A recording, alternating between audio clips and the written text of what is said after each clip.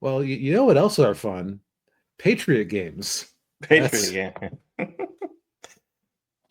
Well, these Patriot games weren't very fun. At least not for Jack Ryan. what are you talking about? He had a great time. He was Oh so yeah. happy the whole movie. Oh yeah, yeah. All right, so Daniel, this was your suggestion. Yes. So this is kind of I would say sequel slash reboot of The Hunt for Red October. Um, which is of course another Tom Clancy Jack Ryan movie that we reviewed for the channel. Um, Although this movie focuses more on Jack Ryan than Red October did. Um, so basically, the setup for this movie is Jack Ryan, who's in this movie, he's played by Harrison Ford. And that's because Alec Baldwin wanted more money to play Jack Ryan, and Paramount said no. Um, and there might be another. I think there was another reason for that, but which we'll get in once I get into once we get to the plot of the movie. But yeah, so Jack Ryan, he's no longer working for the CIA. He's a professor of military history at the U.S. Naval Academy, and he's in London with his wife Catherine and their daughter Sally, and Who is he's that? They were both actually characters in this movie. yes, yeah, they weren't just like not cameos, yeah. Um, uh, Catherine is played by Anne Archer, who I'm trying to think of anything else she's been in. Um, and their daughter is played by Thora Birch, who I think she's been in quite a few movies. Trying to think what, but but yeah, so they're she was in that first Dungeons and Dragons movie in the 2000s. Um, Yee. oh, she was in American Beauty. That's right. She played Kevin Spacey and Annette Bening's daughter in that movie. Um, but yeah, so they're in London, and of course, Catherine and Sally are doing the tourist thing while Jack is giving a speech, and then they meet up. But as they're meeting up, a gang or a group of IRA baddies show up to try to kidnap a member of the royal family. I believe they said he's the queen. He was the queen mother's cousin, and he's like the uh, whatever from he represent or his domain is Northern Ireland, and of course the one of the IRA guys is Sean, played by Sean Bean. His name is Sean Miller, and of course as they're in the midst of the attack, Jack Ryan foils it, uh, and and during the course of that, he kills Sean Miller's brother, who's only a kid. Right, Uh, 17, yeah. yeah, 17. Yeah, and so in London, and of course in England, he's a big hero because he stepped in and saved a member of the royal family. But Sean Miller doesn't feel the same way because he ends up getting arrested. But the other people who are part of his group they manage to get away. And you come to find out that this particular sect of the IRA is much more radical than the main branch of the IRA. Which boy, when you're too radical for the IRA, I don't know. That's like being told that by I don't know, like being told by the Mormons, look, we don't like alcohol either, but maybe you shouldn't be burning down Budweiser trucks that come through town. Yeah. Yeah. So, It's not a but the perfect analogy, but yeah. yeah, yeah, yeah. Well, and the other, of course, the big thing with that is they targeted a member of the royal family, which the one IRA guy says, yeah, we can't be doing that, because if we do that, then the public's going to turn on us, which it actually did happen in the late 70s when the IRA assassinated Lord Mountbatten, who was the current king's great uncle, and he was the uncle of Prince Philip, Charles's father, Queen Elizabeth's husband. And I don't know what Elizabeth's relation was with Mountbatten, but it's neither here nor there. But he was like Mountbatten was this big war hero, and when the IRA assassinated him, the British public, they were kind of sympathetic to the IRA, but then when they did that, they're like, oh no, we're done with you guys. Yep. And so it's kind of a similar thing with this movie. And so then when Jack and his family, they go back to America, only to find out that Sean Miller has been got sprung by his friends, and then they end up getting on a slow boat to Libya, although they don't specifically state that it's Libya, but you kind of infer that it is because they mention Gaddafi. But of course, Sean Miller, he's got revenge on his mind. So he and some of the other guys go to America. They go to Maryland, where Jack Ryan's living, and they go after him, and they go after the family.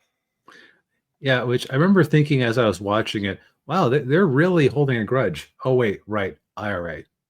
Yeah. They're not known for letting things go. No, they're not. Yeah. So Catherine, his wife, and then his daughter are very seriously injured, especially Sally, the little girl. So Jack's just like, no, all right, I'm going back to the CIA to get these guys. It's time for to go on a holy crusade of terror. Yes, and this time it's personal. Yeah, I ended up looking up a trailer for this thing. Of all the movies that could have had the line "this time it's personal," this is like the one where it fits the most, but it wasn't in there, or even any variant of it that I can recall. That's too bad. Yeah. So I really enjoyed Hunt for Red October, but I specifically enjoyed the scenes with Sean Connery as the captain, and it kind of felt like every time Alec Baldwin was around being Jack Ryan, it's like he was an unwelcome addition to the story. It's like, no, just show me the Soviet captain. Come on. Yeah. Sean Connery's awesome. Yeah. You don't have that problem as much in this movie. No, you don't. And I will say, I think I prefer Harrison Ford's version of Jack Ryan over Alec Baldwin's, even though, agreed. Especially for this story. Oh yeah. Although Tom Clancy, I think, disagreed with us. He preferred Alec Baldwin over Harrison Ford. Well, I think it's because to a certain level, Alec Baldwin, okay, so I'm sure that as he imagined Jack Ryan, he wanted Jack Ryan to actually look like a, pencil pusher CIA analyst, right? Yeah. Which Alec Baldwin definitely looks like he's believable as like a white collar guy. Yeah. Where Harrison Ford, he's kind of the white Denzel Washington in that, like, he doesn't really vanish into the character, and he's very intense and good at what he does. Yeah. But like, show me the nuance in his delivery of Indiana Jones versus Jack Ryan, and there isn't a whole lot of it. Maybe Harrison Ford. Maybe Indy is a little more jokey at times, but not by a whole lot. Yeah. Well, you could also say that between Indiana Jones and Han Solo. Exactly. Yeah. Like, he brings a very particular set of acting skills, and in the first half of the movie, it's like, okay, this is all right. Yeah, he's okay in this. But like it's not amazing. And then we get to the whole revenge part of it, and boy, they used their I think they used their F-bomb allowance, as I recall, or at least like they definitely were using some not for TV language quite Yeah. often. Like Well, yeah, he was yeah. pissed. Oh, yeah, he was. Yeah, yeah. Well, this was, I think, the first Jack Ryan movie to get an R rating. Understandably, Yeah, because there's there's sexual moments, and there's uh there's very uh intense scenes of violence. yeah. Yeah. And also, like again, Harrison Ford is just a wrecking machine, and you can tell that like he is just so satisfying to watch being angry about this whole situation and just like working himself to the bone and trying to track this guy down. Oh, yeah, yeah, yeah. And yeah, and it really, and the scene I really liked was when, so a character we haven't mentioned is Patty O'Neill, who was played by the late great Richard Harris. And from what I understand, Harris, he was actually like a last minute casting. They had a different actor Hmm. playing him, and for some reason he dropped out. So they lucked out in that regard. But he's kind of like the money man for the IRA, and the entire movie he's just like, no, we're not affiliated with these guys. We're not responsible for what's going on here. Don't put this on us. Right. And Like we always claim any attack we carry out. And if we haven't claimed it, we didn't do it. right, yeah, and so there's a great scene there where Jack Ryan confronts him in a Irish pub in somewhere in DC, and yeah, he just lets him have it. Yeah, it's just very satisfying. There's Yeah. also it has some of the fun of Red October in the retro spy and military equipment. Oh, yeah, yeah.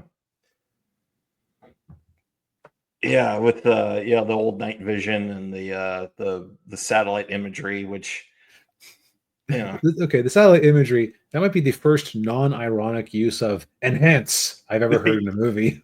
yeah, yeah. I remember seeing that again, and I'm like, oh god, that's just like Blade Runner. I'm sure Harrison Ford appreciated that. Yep. Uh, yeah, and I will say it culminates in the climax, which like I remember watching. I actually this was one of the few R-rated movies that I could watch when I was a kid. Um, Yeah, because that makes sense. This is kind of a soft R. It's like yeah, yeah, and take out a few of the f bombs and then tone down the violence a little bit.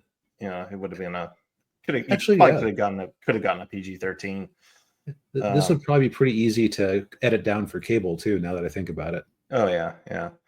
But I still remember watching this when I was a kid, and the climax like scared the kind of scared me a little. Oh yeah, like, Yeah, because a siege those on are. his house in the dark, stormy weather, and a big boat chase at the end. Oh yeah, yeah. But yeah, I you know I enjoy this movie a lot. I, for me, I think I would probably like it more than Red October, even though Red October was a great movie, but I kind of prefer this movie. If, if you asked me which movie I liked better, like as a Jack Ryan movie, I definitely like Patriot Games more, just because Jack Ryan doesn't feel like an unnecessary inclusion in the plot. Yeah. Um, I think I'd still have to go with Red October, just because the whole Soviet Cold War thing appeals to me a bit more. Mm. But and also just Sean Connery stealing the show as Oh, always. oh, oh, yeah, yeah, But no, this is definitely a worthy movie. yeah. Um, and the other reason I think Alec Baldwin didn't come back to do this movie was because the Irish were bad guys. Hmm. Yeah. And he, of course, Baldwin being a proud Irishman, he's like, yeah, I don't want to be in a movie where my people are the bad guys. Oh. Which is fair. Yeah. Honestly, this movie is probably better off for not having him. So yeah, yeah. But yeah, this is on Paramount Plus. Yeah.